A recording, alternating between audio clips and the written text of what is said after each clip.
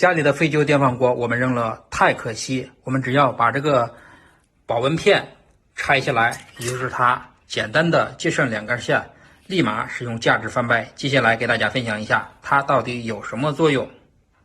首先咱们从家里边找这样一个废旧的带插头的电线，你看我们给它拨出线头，这时咱们把拆下来的这个保温片有2根线，我们给它接上，这个是部分灵活的，我们随便接。这个也是一样，我们也给它这样简单的给它接上。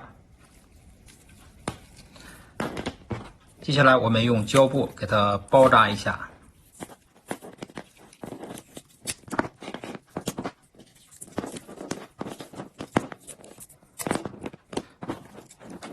你看这个小神器咱们就制作好了。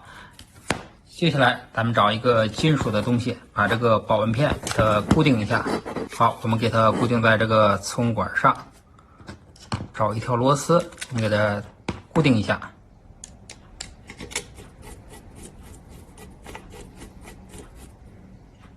你看这样咱们就固定好了。这时咱们给它通上电，预一下热，稍微的等一会儿。你看现在过去了大约3分钟，已经到温度了，看一下它的温度，现在是80多度。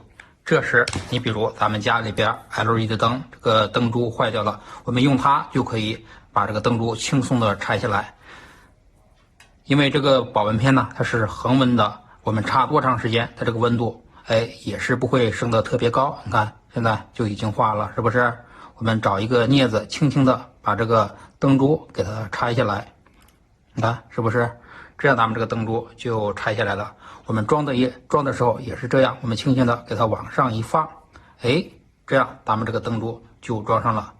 所以说呀，当咱们家里边废旧电饭锅坏了之后，我们把这个保温片给它拆下来，简单的接上1根线，立马使用价值翻倍。你知道了吧？